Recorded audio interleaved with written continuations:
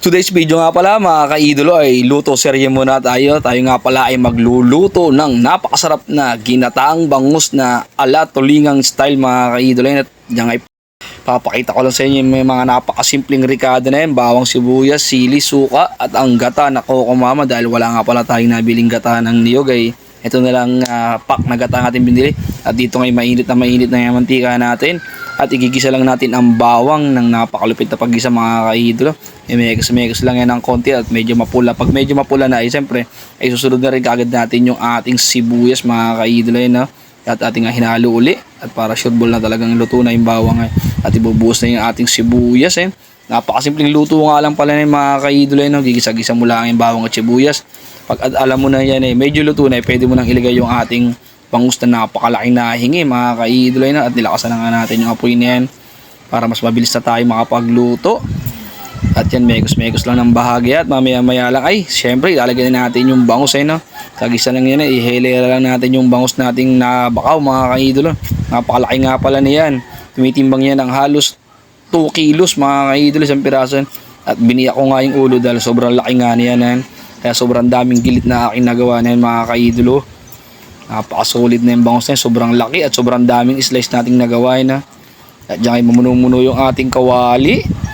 Super bilis nga lang pala natin nailagay mga kaidolo At lalagyan nga lang natin ng konting tubig yan mga kaidolo. Para pagkulo ay atin ng lalagyan ng mga huling ricado. At napa-okay nga tayo dyan at ating tatakpang panandalian lang yan, at mamaya lang ay bubuhusan natin yung ating sukang puro para solid sa asim at para hindi mapanis yung ating luto sa gatay. Dadagdagan natin ng suka para abot ito hanggang kinabukasan pa. At dyan nga nilagay natin suka, tatakpan natin yan at habang pinapakulo nga pala natin yan magkapasalamat tayo sa mga walang sawang yan mga kaidolo, medyo konti na yung sabo. Pwede natin ilagay yung ating kokomama gataw dahil walang gatang mabili. Kaya dito naman tayo sa kokomama. At habang nga palang nilalagay natin yung ating kokomama ay magkapasalamat muna tayo sa mga followers natin, kaibigan, friends and followers, sa mga walang sabang sumusuporta. O nga pala hihiling sa inyo na kayo ay mag-subscribe sa aking YouTube channel na Norman Vlogs Kaidolo Yun lang po ang request sa inyo. Subscribe po kayo sa YouTube channel ko para mas marami po tayong maging subscribers. Share na rin po kung magustuhan yung video ko doon Maraming salamat po uli sa walang sawang sumusuporta mga kaidolo. God bless po. Pagpalain po tayo ng Panginoon Diyos sa ating mga ginagawa sa buhay. Magpatuloy po tayong magdasal, magpasalamat at lumaban sa lahat ng hamon ng buhay mga kaidolo. At dito nga sinisimot na natin yung kokomama dahil nga medyo to ay pricey kaya hindi natin tahayaan yung huling patak nito mga kaidolo. Sayang nga naman kung tayo mag-iiwan dito dahil nga medyo pricey yan kaysa doon sa niyog sa gata. Ayan, tatakpang muna natin, papakuloy natin muna yan.